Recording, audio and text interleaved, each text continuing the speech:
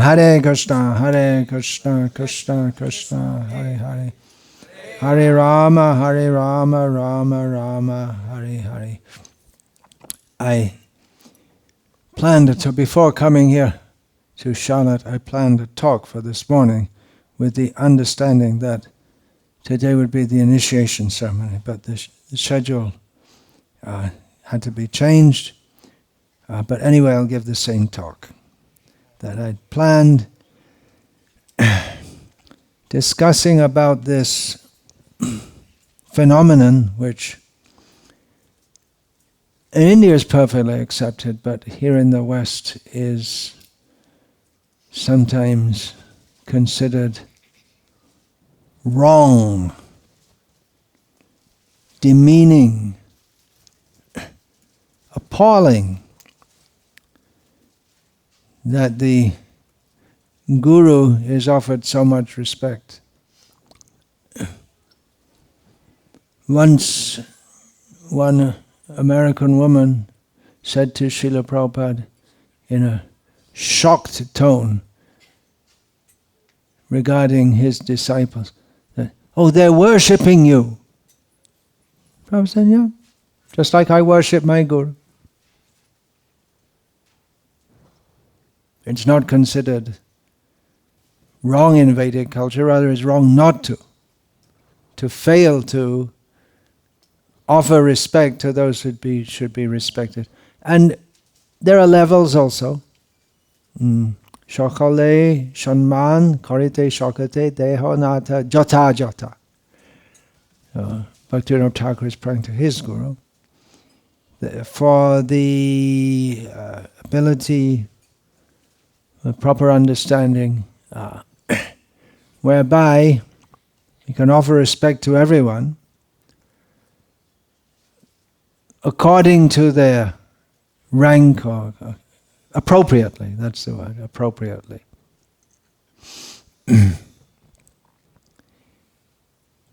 So why so much emphasis on the Guru?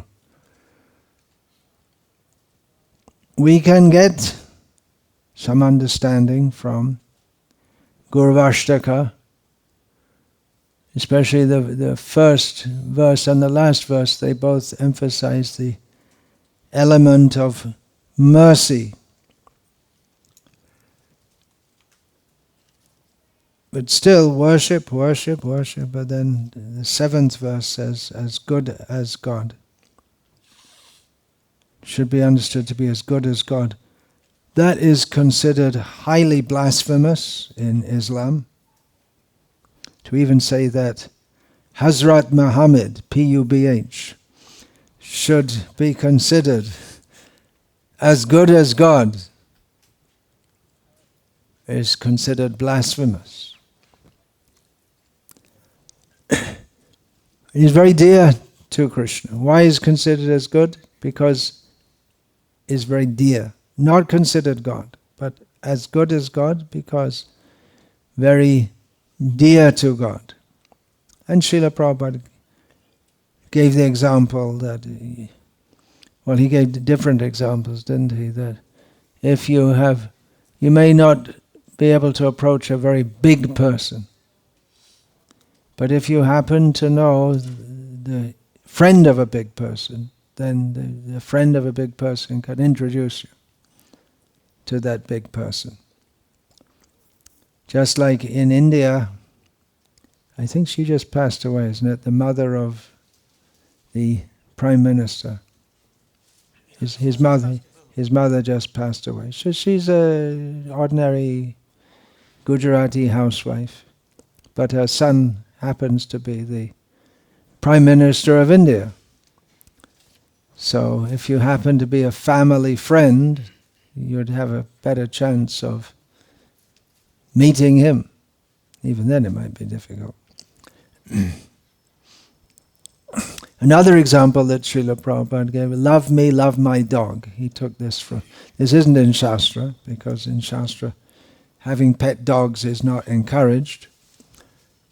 But Srila Prabhupada saw that in the Western world people are very fond of their dogs, and someone is taking their dog or the dog is taking their so-called master for a walk.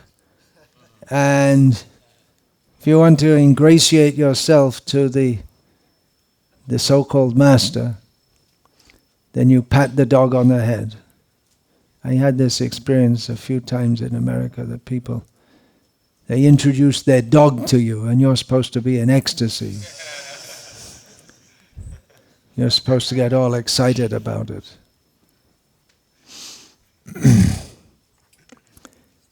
Very dear to Krishna. Him? Very dear to him, very dear to Krishna. I saw him picking his nose. How can he be dear to Krishna? And generally, gurus shouldn't pick their nose in public. It might be misunderstood.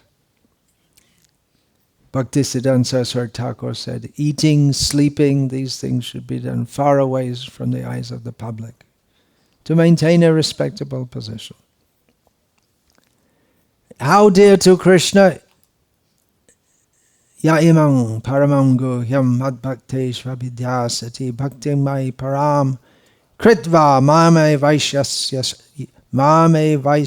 sangshayaha nachatasman manusheshu kaschin me priyakritamaha bhavita nachame tasman anya priyataro bhuvi. Krishna, after speaking Bhagavad Gita to Arjuna, having got Arjuna's word that Arjuna will now fight, Krishna says that anyone who preaches this message among the devotees is very dear to me, which means that Krishna didn't speak it only for Arjuna. It was meant for further propagation. This paramam guhyam, the one who preaches this, becomes very dear to Krishna, attains the highest devotion, comes to Krishna without fail. There's no one dearer to me than him, Krishna says. Nor will there ever be anyone more dear. Srila Prabhupada once said, it's reported that by chanting Hare Krishna, just by chanting alone, it may take you 100 years to get perfection. Well, that's not long in cosmic time, but he was just making the point. Srila Prabhupada said, but by preaching you can very quickly become dear to Krishna. The Guru gives the knowledge that Krishna gave. He repeats the knowledge that Krishna gave. So in that way is as good as God. If one person tells you something and another person tells you something which is beneficial for you, it works out to be the same thing. In some ways you could say the Guru is more important. Of course we may say, well, we don't see Krishna here anyway among us right now, so someone else should tell us. If someone has made some discovery and no one tells it to him, he doesn't propagate it, then it doesn't become beneficial to human society. There was one British scientist, Cavendish was his name. He made so many discoveries before others did, but he just wrote them in his books. He never told anyone. So he didn't get the credit because he was just for fun. He was a rich man, and for fun he did scientific research and made so many discoveries. In some way, yes, because someone may say to Krishna, well, you're saying all these things, but look at you, what's your character? And Guru should be of ideal character, so he has to preach by his actions as well as his words, has to show how to do it. Whereas Krishna doesn't have to, and then the Guru has to explain that also, how Krishna, he's saying all things, he doesn't have to follow it. He can do whatever he likes, he's God. You may say he's immoral, but it doesn't matter what you say, because you are not the judge. Man is not the measure of all things. Krishna is the measure of all things. So the Guru preaches, becomes dear. We saw practically Srila Prabhupada. He was like a rain cloud, the first verse of Sri Gurvashtakam. He was very liberally giving knowledge of Krishna. He wanted it very widely distributed.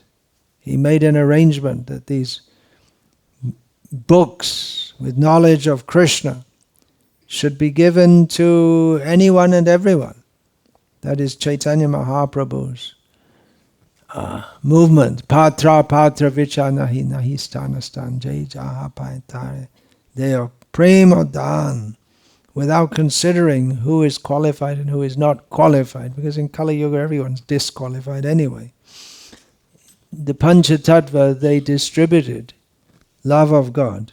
What is a proper place? What is a proper person? Just they distributed. People may be ready for it, not ready for it. But anyway, just give the chance. So we saw this practically in Srila Prabhupada, all the verses of the Gurvashtaka, at least some of them. Some we can't see, but we can see how he's dancing in kirtan, worshipping deities, distributing prasad. So we saw this practically in Srila Prabhupada. It's not simply some eulogization. You can say, oh, my Guruji, you're the most merciful. But it's not simply by calling someone merciful that they become merciful. That comes the question. By initiating someone, do you become a guru? Well, in one sense, yes. But you actually have to give the knowledge. Then you automatically, in this way all Vaishnavas are gurus. Inasmuch as if they are actually Vaishnavas and they are at least acting in Krishna consciousness, then just by their example, their teaching, but especially if they try to teach others, then they become guru, and formalization, that is formalized by giving initiation. But then again, initiation is not just simply a formality. It means a commitment on the part of both. So we saw how merciful Srila Prabhupada is. He worked so hard, preaching Krishna consciousness, not making compromises, making adjustments. What's the difference between an adjustment and a compromise? What's the difference between a detail and a principle? Because in Bhakti Rasamrita Sindhu it said that all gurus teach the same thing, but there may be some difference in details about what they preach. We're here in the Haveli of the Vallabh Sampradaya. So basically it's the same thing. It's Krishna consciousness. Accept Krishna as the supreme. Worship Krishna. But there are differences in details, even in how we approach Krishna. But the principle is the same, to worship Krishna. So we saw that in Srila Prabhupada. The second verse of Gurvashtaka is how he's very blissful in kirtan, with hair standing on end, tears flowing from his eyes. Srila Prabhupada, he didn't often exhibit these symptoms. He would keep them under control, because there are two reasons for that. One reason is to operate in this world and to preach. If you become a madman, that's not possible, because Chaitanya Mahaprabhu's teaching is the highest level of love of God. You appear to be just like a madman. But if you're a madman, then you can't preach. You have to interact with people at that level, at the level that you can connect with them. Another reason is that devotees, beginning with, in our Sampradaya, with Chaitanya Mahaprabhu, they restrain their ecstasy. One reason being they don't want people to come and just praise them as being a great devotee. I've seen in Bengal, because the descriptions are there in Chaitanya Charitamrita and other works of how devotees, when they chant, they're in so much ecstasy, and then its imitation is formalized. That people, in kirtan, then they start rolling on the ground, singing as if they're crying, but it's a drama. They may feel something also. I'm not saying they don't feel anything, but it has to be mundane emotion, because we can see how much someone is absorbed in kirtan when they stop the kirtan, and then you see what they do after that. And kirtan means praying to Krishna. Please engage me in your service. So it's possible to be absorbed on the level of emotion, but that's not transcendental emotion if it doesn't manifest as service. And Srila Prabhupada writes that we can understand if someone is getting the fruit of chanting Hare Krishna if by their service attitude.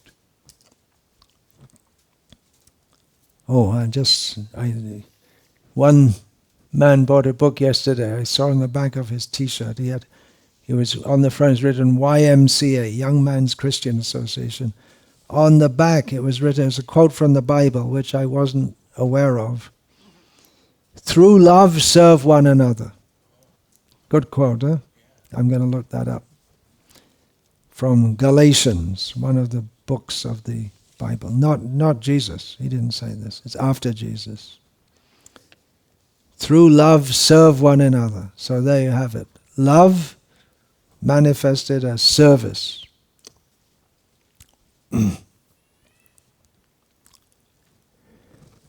So we saw Srila Prabhupada dancing in the bliss of kirtan, and sometimes he would exhibit ecstatic symptoms, but he would try to keep that under control, lest it be imitated. That's one reason. Or then others come and praise.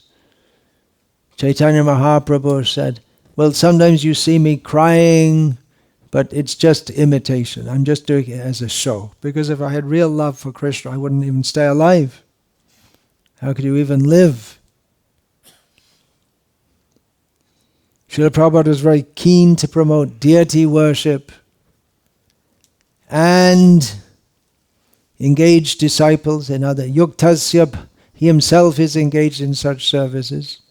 And Yuktasya bhaktangs chanayunjatopi. He engages his disciples also in all kinds of services. So there's a good description of a guru. Himself engaged, fully engaged in Krishna's service, and engages his disciples. And as far as prasadam distribution is concerned, that's a central part of Vaishnava culture.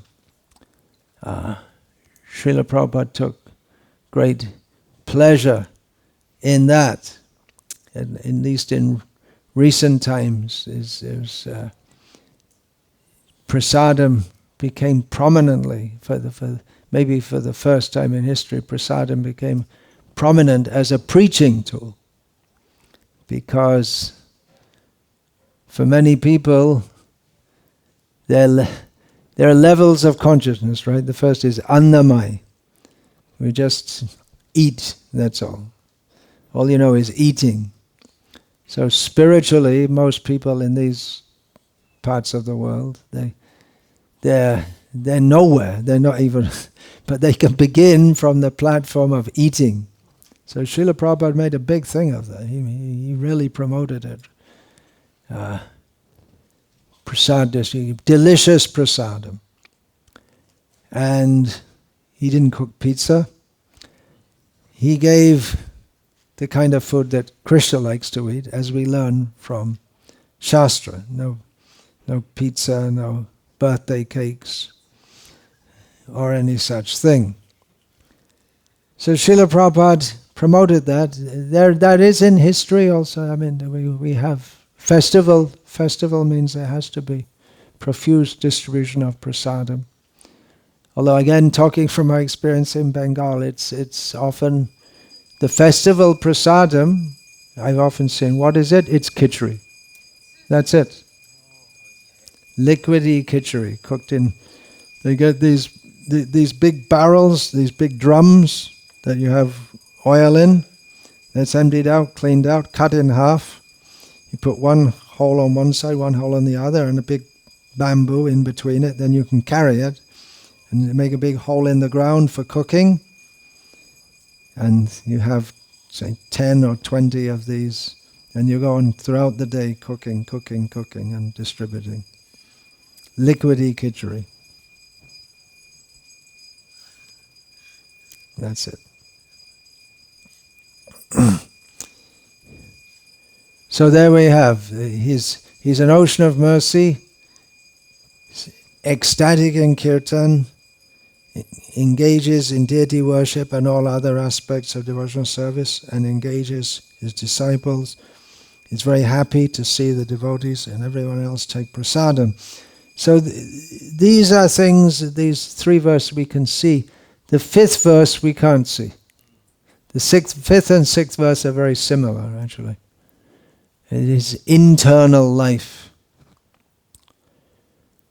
Srila Prabhupada, once he was explaining Sri Govardhana, when he came to the 5th verse, he said that he's always keen to discuss the pastimes of Krishna with the gopis. Or sometimes he may talk about the cowherd boys also. So that's taken as a clue. And there's one book by Bhakti, I can't remember, Ashram Maharaj, what's his? Babru, yeah, he used to be. Bhakti Vedanta Ashram Maharaj. He's made a book in which he makes a convincing case that Srila Prabhupada was in cowherd boy bhav. That was his inner life, which he wouldn't reveal to anyone. He refused to. But there are symptoms by little clues here and there. So we can't see that, but he's internal. But definitely, Srila Prabhupada, he was with Krishna. It wasn't some fantasy. He couldn't work hard, take so much risk, be such a potent preacher, be so merciful. There was a link with Krishna there, that's for sure.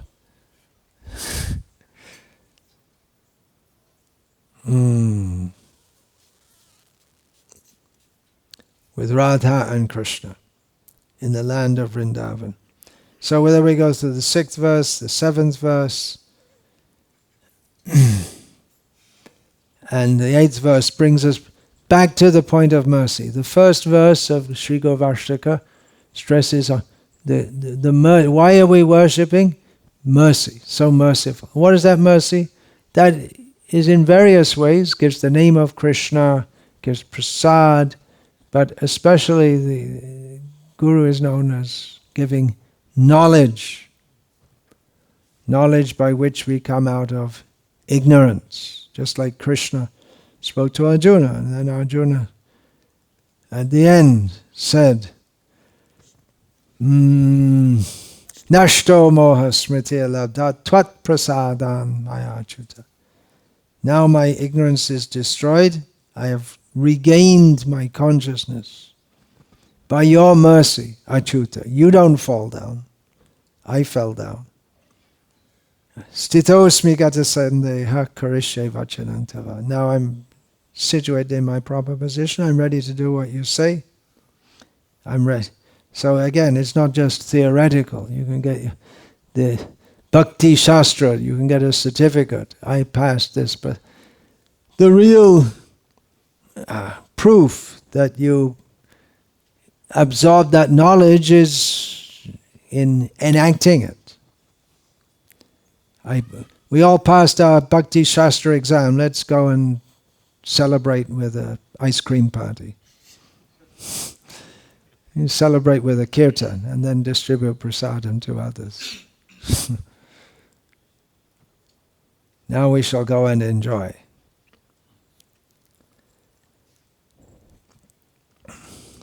So again, the last verse brings us back to the point of mercy. And Guru is so dear to Krishna, and Krishna has given power of attorney. That means by satisfying the Guru, one can satisfy Krishna, and by dissatisfying the Guru, then whatever else one may do, you're finished. You're not going to make it. You're not going to get there. So the whole glorification is because the Guru is as good as God, or better, because he gives God. As good as God, or better, yeah. Just like you may get to see God, or even talk with God, but you don't get God. Just like so many people were present when Krishna was present. Not everyone became Krishna conscious, not favorably anyway. Daksha, we find in the 6th canto of Bhagavatam, had the direct darshan of Lord Vishnu. But he remained in a level of materialistic consciousness.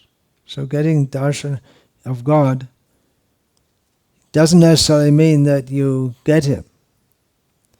People like to take photographs with big people. I used to see in India years ago. I don't see it now. People photo of them with Indira Gandhi.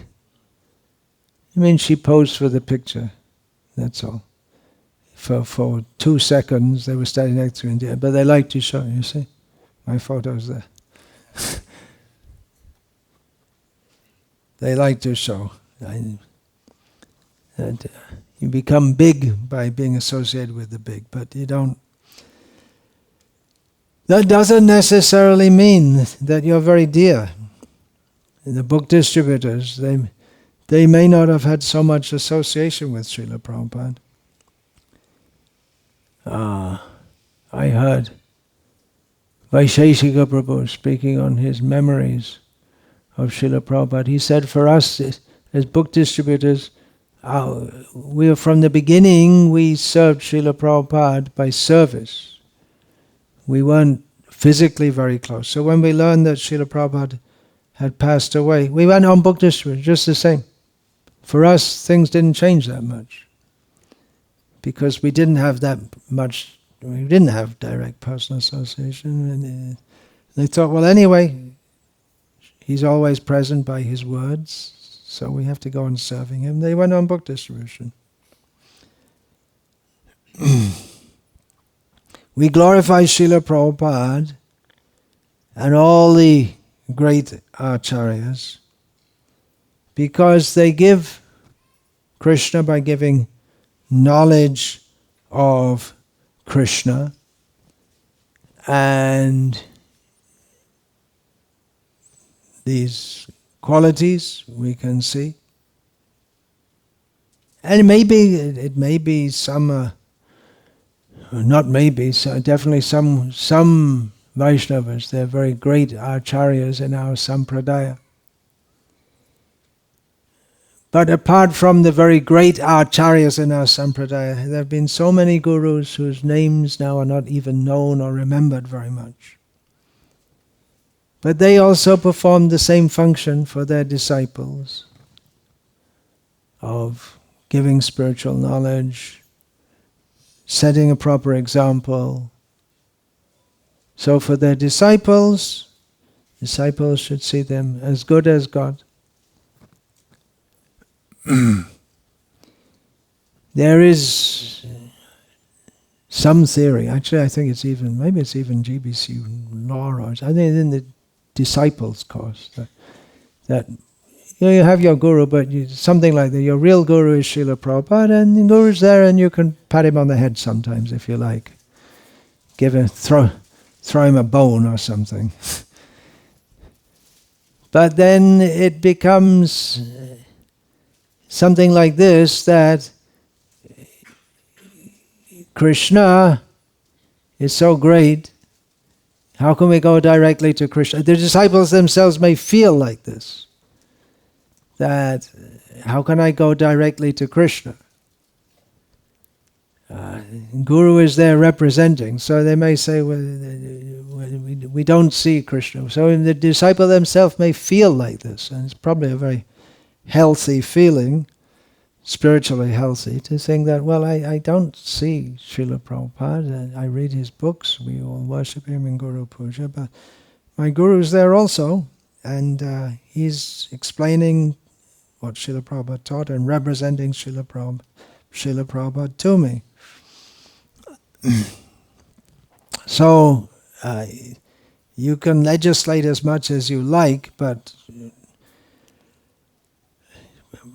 probably devotees, especially those who come from an Indian cultural background, they're not just going to throw their, forget to separate their guru from the rest of the garbage and throw him out with the rest of the garbage.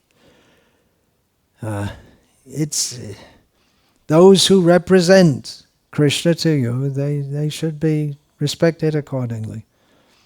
Of course, we have the whole Ritvik thing going on. But what happens, the ones who started all this in India, they rejected their guru and said, no, I'm directly Prabhupada. I won't have disciple. You look on their website, and it's all about the Bangalore thing. There's all the pictures of them, and it's them who give all the talks. It's Animal Farm. They became, you know that story? They threw out the guru and became the guru themselves. But if you say, no, it's all Prabhupada. But yeah, and they give initiation, you see they give initiation. They give the beads, and the person bows down to them. So it's cheating. Why don't they just accept that I have a guru, and I didn't... All right, I came to Krishna consciousness by reading Srila Prabhupada. I saw also the big acharya of the Ritvik thing down in Bangalore. He says, I came to Krishna consciousness by reading Prabhupada's books. So Prabhupada's my guru. But that's not all. You were taught, you were trained by others how to chant, all the different procedures. It's not that you understood everything in Prabhupada's books just by reading. You had to have it explained to you. Just cut that all out. So what is there going on? Yasya prasada nagati katopi. Why so much fuss about the guru anyway, all this stuff about guru? Jiver sarup hoy Krishna nityadas, right? Why not focus on Krishna? Well, we need help to find Krishna. He's everywhere, just like electricity is everywhere. But it takes an electrician to harness that. Well, it takes a whole big arrangement to harness that electricity so that it can be utilized. And Krishna himself says, Acharyang mang vijanayan, which literally means, you should know the Guru to be me. Acharya Pasanam is there in Bhagavad Gita. One should worship the Guru. We're all especially grateful to His Divine Grace, Srila Prabhupada, because we wouldn't know anything about this if it wasn't for His mercy. But he may say that, or he will say that about his own Guru. And practically we see Srila Prabhupada, he was raised in a Vaishnava family. But he wasn't, at least superficially, taking it that much seriously until he met his Guru and got a mission. His father didn't instill in him the mission to spread Krishna consciousness. Srila Bhaktistan Saraswati did. Then he took more training and more guidance.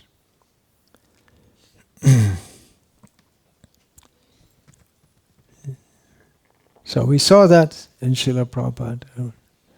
He's giving mercy, he's dancing in kirtan, installing deities, giving instructions in deity worship. He gave us all this understanding. Guru is as good as God. Especially myself and others who are coming from the Western world. Well, the younger generation, they heard the word Guru. Otherwise, I didn't grow up knowing that. I didn't hear the word Guru. That was just coming in. This Eastern mysticism was just coming in the West. It was there before. We came in with Madame Blavatsky and Theosophists, Vivekananda. Some idea of Hinduism was there before. But actually we saw a real guru in Srila Prabhupada. So actually that was it 1966, Time magazine, or I think it was Life magazine, was a very big magazine at that time. Now it's dead. Life magazine died. But it was very big. I think it was biggest magazine in America. So they made one photo essay, The Year of the Guru, and they showed so many, because what had happened is the immigration laws had changed. Otherwise, Indians couldn't come to America very easily. Hardly. They couldn't get a visa. But that was changed, and then so many gurus came galloping over. I myself, when I was first shown Srila Prabhupada's books by a friend of mine at school who'd gone into London and got some books. One was Bhagavad Gita as it is, and I think there were two others, but I can't remember what they were. He was very interested to show them to me. He said, I don't say that. I know all these Indian gurus, they're all cheaters. And they were. But there was one exception. It took me another 2 years or something before I got around to... Then I came across another book of Srila Prabhupada's and read that. And couldn't understand much, but I could understand there's something substantial here which I should try and find out more about. But real guru, we can see, Srila Prabhupada, so many bogus gurus. There was a huge thing in America and in Britain, where this miserable body, the miserable country where this miserable body was born. I'm talking about this body here. There was this Guru Maharaji cult, Bal Yogeshwar, who was a young fat boy from somewhere, I think it was in Himachal Pradesh. Basu Ghosh would know if he wasn't absorbed. They're Nepalis from Uttarakhand. Yeah. Yeah, when you're out there in Uttarakhand, there's not that much difference between Nepal. The lines were drawn at some point, probably by the British. Otherwise, it's all merged, isn't it? Yeah. Yeah. So it's, and people previously, and probably still, they just go across the border like this and that. Indian-Nepal border is open. Yeah. For Indians and Nepalis, not for me.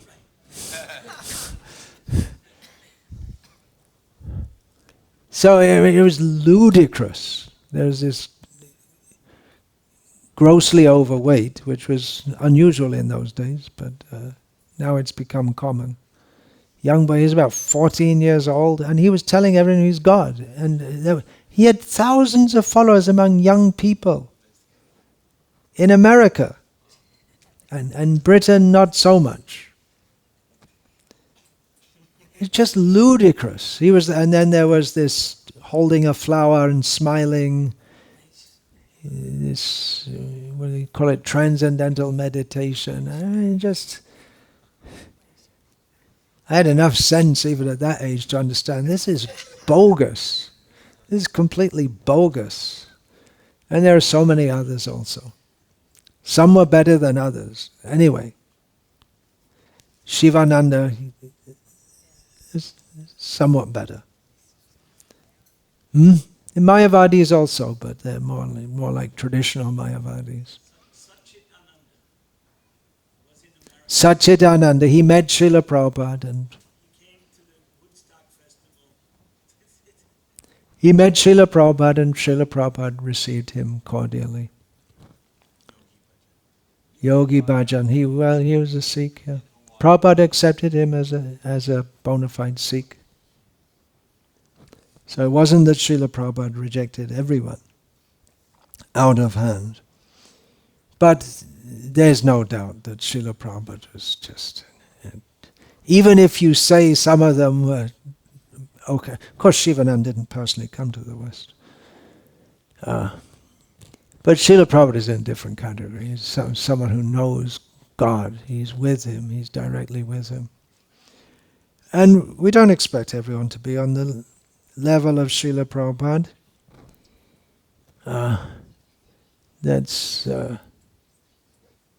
we could say, unreasonable. But if someone represents, then they become as good.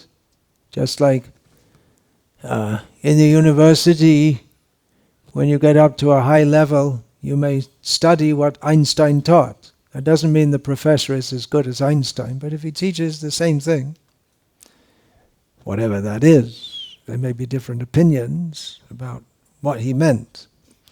But if he conveys that, then it's the same thing. You get the same knowledge. And of course in Krishna consciousness we're not simply talking about knowledge, but we're talking about realization. That comes when, after receiving the knowledge, if one acts according to that knowledge, then realization comes.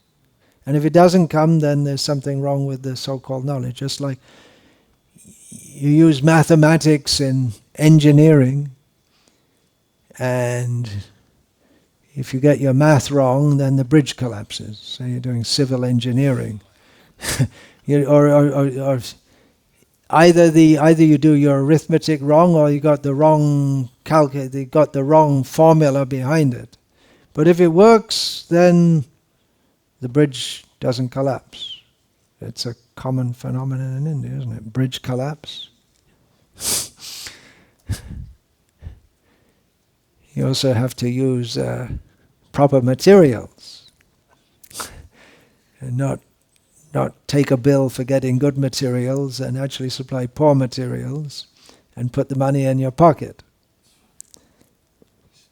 These things are going on. Yeah, so again, that's a good example. You have to be authentic, right? There's a big thing, right? You have to be authentic. You have to be real. So give the real thing and act according to that. And we're at a stage in ISKCON's history where it's quite obvious to everyone that the present generation of gurus won't be with us much longer, and there'll be another generation coming in.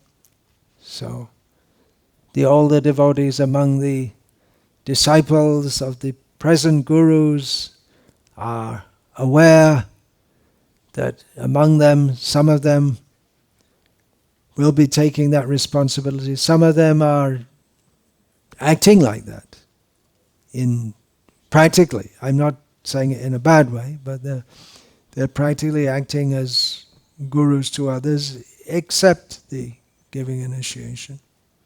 And that happens anyway, as it happened with Srila Prabhupada. He had about 5,000 disciples, a little less than 5,000 disciples. But he didn't personally train every one of them.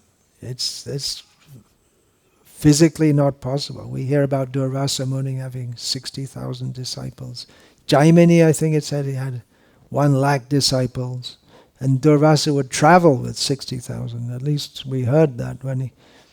It's difficult to imagine, because when he went to visit Yudhishthir in the forest, and if he took 60,000 with him, that's how many Srila Bhaktis had done? 60,000 disciples? What's this in that book?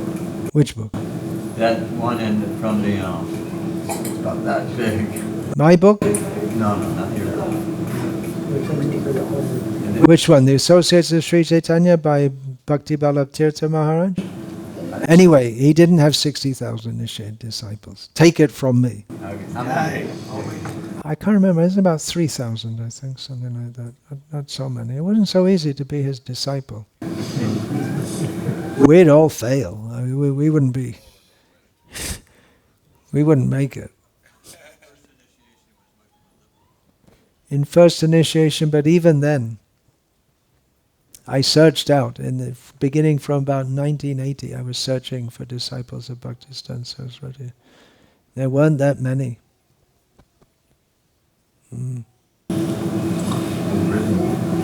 It's written down, but then you shouldn't believe everything. It's just like I was saying, was it yesterday, that just because something's in Sanskrit, some verse, doesn't mean that it's factual. Or you say something in Sanskrit and it becomes a fact. You write, that's a danger, that you write things and then people believe it to be factual. Or you say things, people believe it to be factual. So anyway, there's a few thoughts about Guru Tattva. Oh yeah, that point, that training Srila Prabhupada, he did personally train devotees in the beginning as far as he could. Because he found in the beginning, what did he have? He had pretty bad raw material to start with in terms of Vedic culture and everything. Ravi Shankar, the sitar player, when he met Srila Prabhupada, he was lamenting that to Srila Prabhupada. He met him in America because he went to America to teach sitar playing.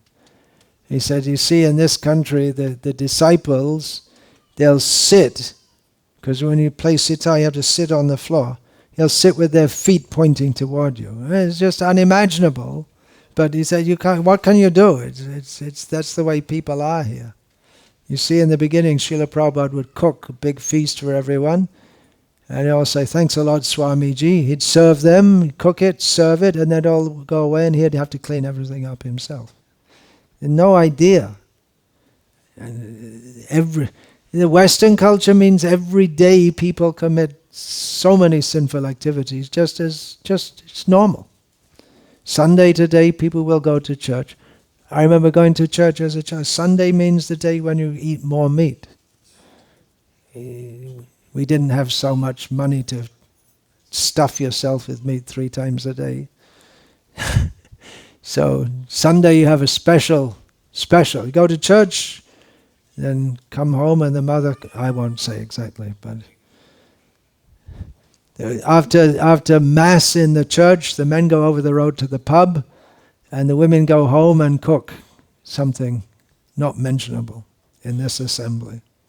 And yeah, people just take it as normal. Put some money in the plate for the church. They don't know. They're so far away from I was going to say Vedic culture, but any culture. Srila Prabhupada, he taught, and gradually he taught more and more things. And actually he wanted devotees to go to India so they could learn about this culture.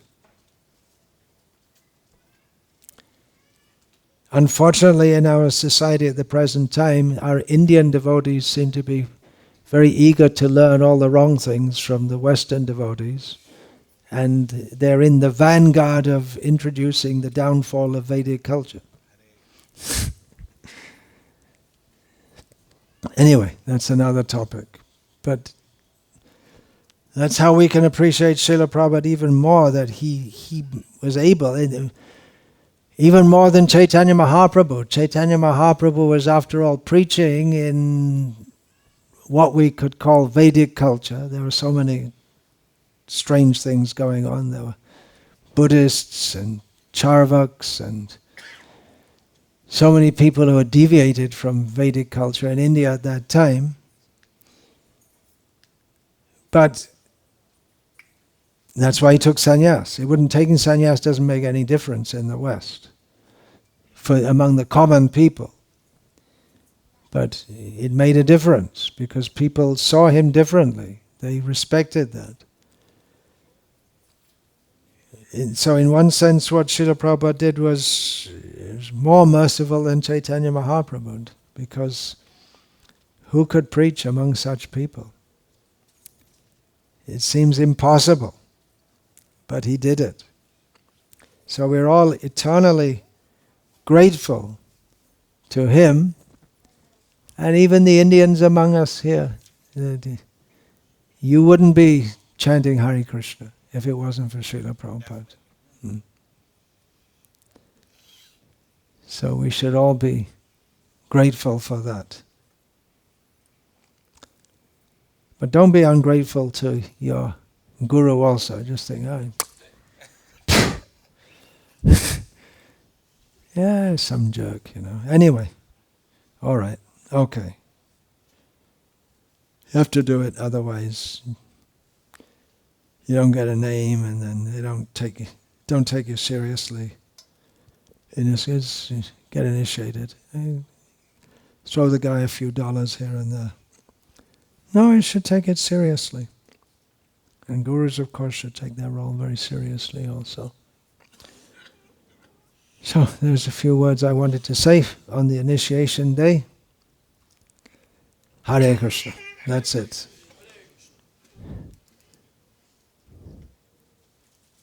So, one morning left of this Shravan Kirtan camp. Well, the main morning program's gone, but Shravan Kirtan camps means it should go on.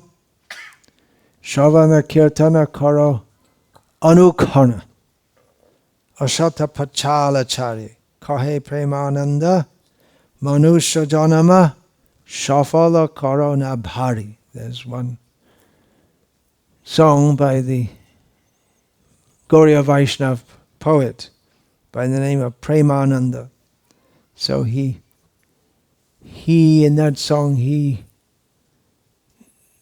glorified, or he prayed, what is the glories of chanting the holy name. The whole song is about this. And he finishes the song by saying, Shravana Kirtan, go on continuously with Shravana and Kirtan, giving up all useless discussions.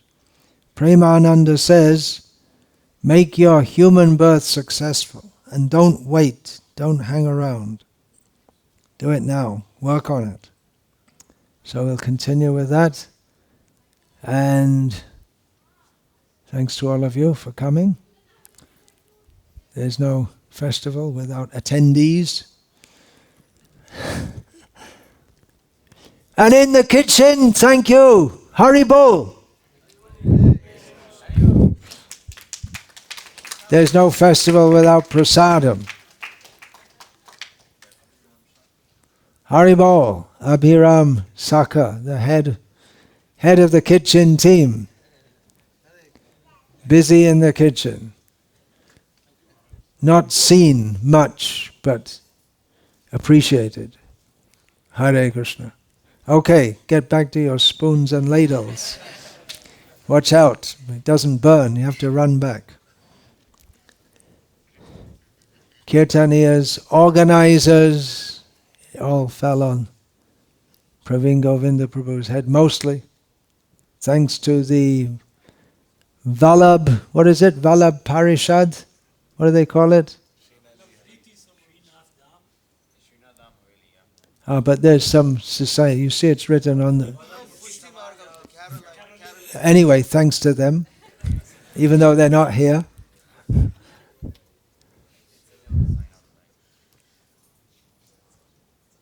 Pushti Marga. Very nice, huh? Yeah, they gave it free of charge.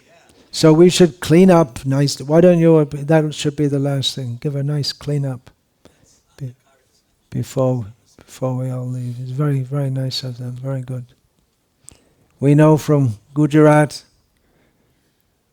the influence of, people are so inclined to Krishna in Gujarat, and that's largely thanks to Sri Gosaiji, who was preacher, the son, one of the two prominent sons of Vallabhacharya, who preached very widely.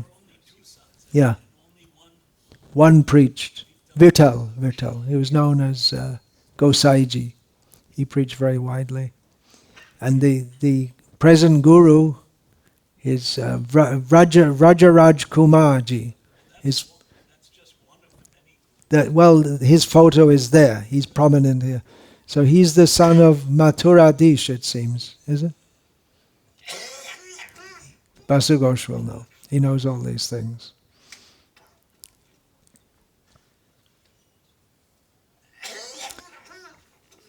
You're coughing a lot these days. Anyway, he's one of... All right. We'll leave it then. So yeah, where the sampradaya is going on. We have a major Haveli right there in Vadodara, and then there's a newer one just 5 minutes drive from our ISKCON temple. There's a new Haveli. So I like to visit whenever I'm in the vicinity. I like to visit these Havelis, places of devotion. Very nice. You see, they have. Grandson of Mathuresh. I see, grandson. Son of Drumil. I see, yeah. You'll see they have songbooks, so many beautiful songs they have in Brij Bhasha for glorifying Radha and Krishna.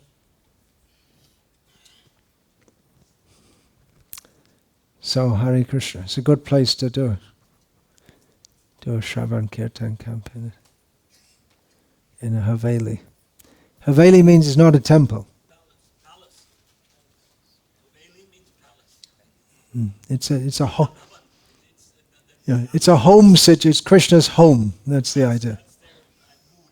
Their mood. Yeah, they worship Krishna as Krishna at home. Yeah. So it's not a temple exactly. It's a Haveli, different. They don't follow Pancharathi Haveli. They call it Seva. Seva, yeah. Hare Krishna.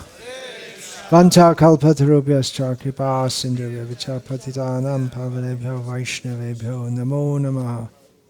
Join us, Bhakti Vikasa Swami Maharaj ki.